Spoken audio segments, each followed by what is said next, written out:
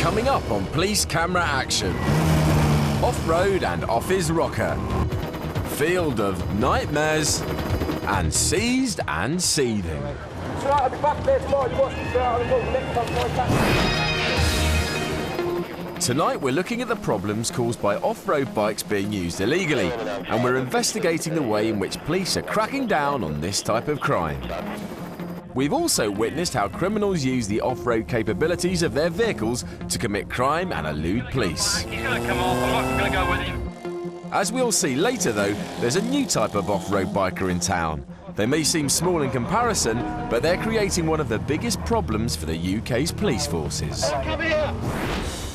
You don't need to be riding an off-road bike on the road to be illegal.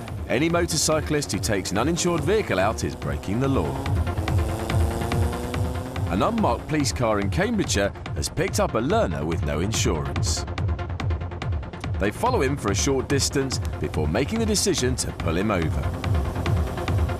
But one thing this biker has learnt is, if in doubt, go off-road. On the straight, the low-powered scooter is no match for the police pursuit driver, so its novice handler tries another tack, turning off-road onto a farm track.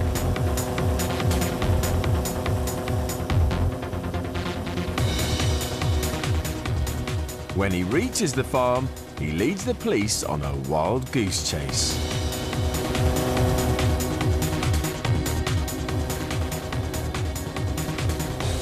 Even over the fields, he's unable to shake off the police, so he's off on foot. But police have a nose for this sort of thing, and they found him hiding in a pigsty.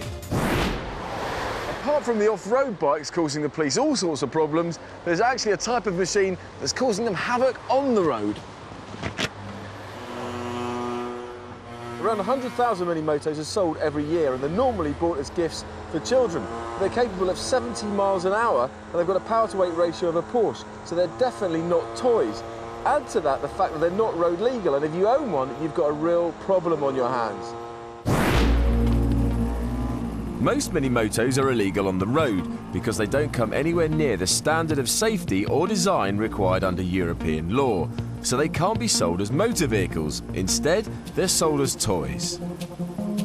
Not only are illegal mini-motos dangerous, but in the hands of youngsters in public places, they can also be very intimidating.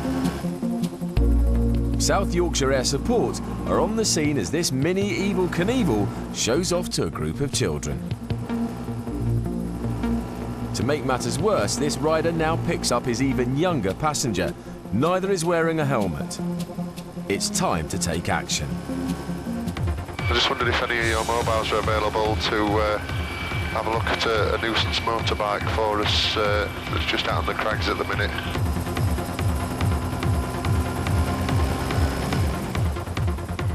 They're heading for a public road, but the sound of the helicopter is enough to alert the older of the two that they're being watched.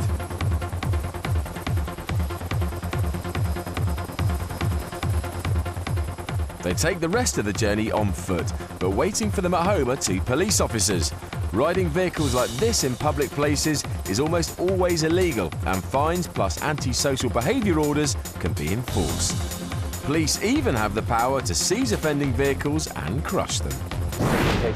In Gloucester, PC Chris Blackwell and Special Constable Craig Smith instinctively know when something doesn't look right. Their suspicions have been raised by two lads on a motorbike, so they run a check on it.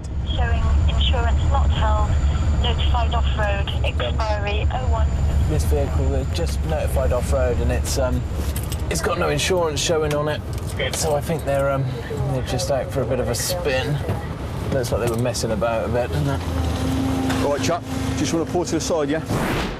It turns out that the camera-shy passenger is the bike's owner.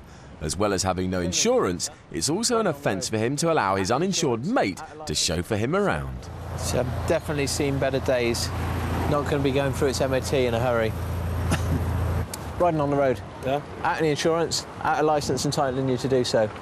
So I got, No, I'm taking the vehicle from you, OK? You're also being reported in that you're allowing him to use your motorbike, knowing that he hasn't got a licence and hasn't got insurance. OK, I'm going to caution you to the offence that you don't have to say anything, but it may have a defence if you do not mention one question some weeks later on. And anything you do say may be given as evidence. Whatever. OK? But there's one thing on the bike that the owner wants to keep. the new battery. He's keen to remove it before the bike is impounded, but Chris has other ideas. The bike's been seized, but the contents what I want off the bike can't be seized. 100% everything on that bike is seized. When my car got took off me, I was allowed to take my contents. OK, that's up to the officer's discretion, OK? Well, it's up to the officer's discretion. And my discretion is that bike is seized with everything on it. As I said, Tim, the vehicle's being seized under Section 165 of the Road Traffic Act, OK? Need you to sign there to say that you're receiving a copy of this one. To get your vehicle back. How much is it to get it back, then? To get your vehicle back, listen to me. You pay all the charges, which is £105, the seizure of the vehicle, £12 a day. Well, I'm going to commit a crime to get the thing's money out of it. So it's easy as that. OK. If you haven't understood what I've said, explains it all there for you. Whatever. Thank you. Thanks to some good old-fashioned police work, another illegal bike is off the road. If you're using your off-road bike illegally, the future is far from bright. The chances are it'll be seized by police and brought to a compound like this one. Every year there are 30,000 accidents due to the illegal use of off-road bikes. So in 2005, the police had their powers increased, and now they can seize them immediately. And the only way you can get these bikes back is if you can prove you've got insurance on them. But bikes like these ones aren't road legal, so you can't insure them. And the only place this is going is to the crushers. There's travelling at speed, numerous overtakes, A414 towards Northfield. Road legal or not, it doesn't excuse bikers breaking the laws of the road. A Metropolitan Police Air Support helicopter is helping ground units with the pursuit of a biker. He's hurtling along at more than double the speed limit, overtaking dangerously and refusing to stop. Finish the manoeuvre in the road ahead. He's just coming around a bend behind you.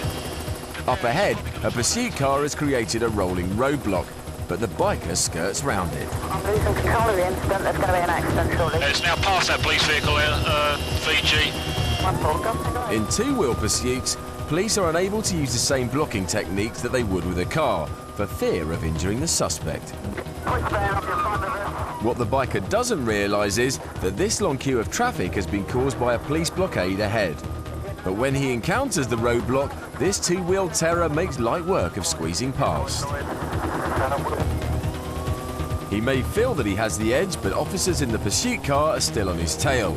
They make attempts to pull alongside him, but he avoids them and nearly crashes head-on into an oncoming car.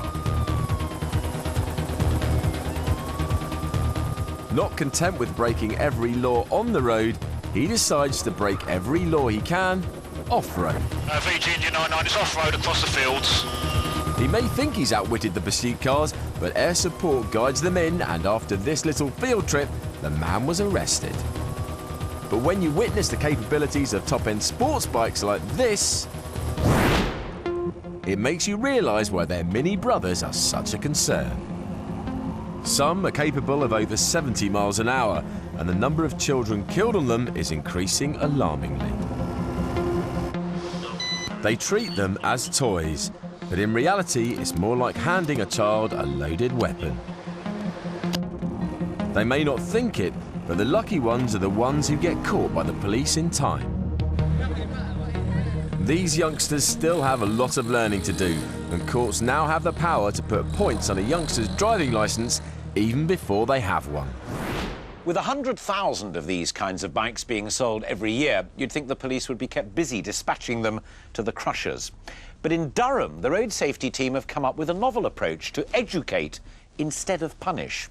They run a safe, legal mini-moto race season, encouraging children from 6 to 16 to come for training by race-qualified police bikers. It teaches them about safety. It keeps them off the roads, as well as giving them the adrenaline rush they crave. Afterwards, if they continue to offend on the public road, well, their mini-bikes will be seized and crushed. That's it for police camera action. So until next time, let's be careful out there.